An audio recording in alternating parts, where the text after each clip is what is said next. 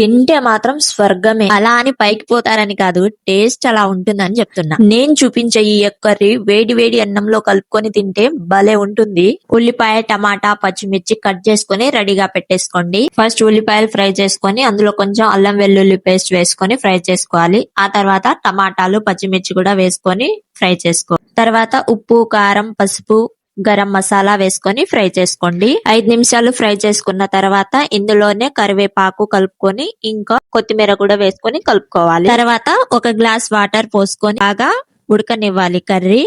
కూర కుతకుతలాడుతున్నప్పుడు ఒక్కో కోడిగుడ్డుని పగలగొట్టి కొంచెం గ్యాప్ ఇచ్చి కూరలో వేసుకోవాలి. స్టవ్ సిమ్ లో పెట్టుకొని 5 నిమిషాలు ఉడకనివ్వండి. గుడ్డుని రెండో సైడ్ తిప్పుకొని ఉడికించుకోవాలి. మధ్యలో ఒకసారి ఫోక్ స్పూన్ తో గుచ్చి ఎగ్ ఉడికిందో లేదో చూసుకోండి. వీడియో నచ్చితే లైక్, షేర్, సబ్స్క్రైబ్ చేసుకోవడం మాత్రం మర్చిపోకండి. మీరు కూడా ఈ కర్రీని ట్రై చేసి మీకు ఎలా వచ్చిందో కామెంట్ చేయండి.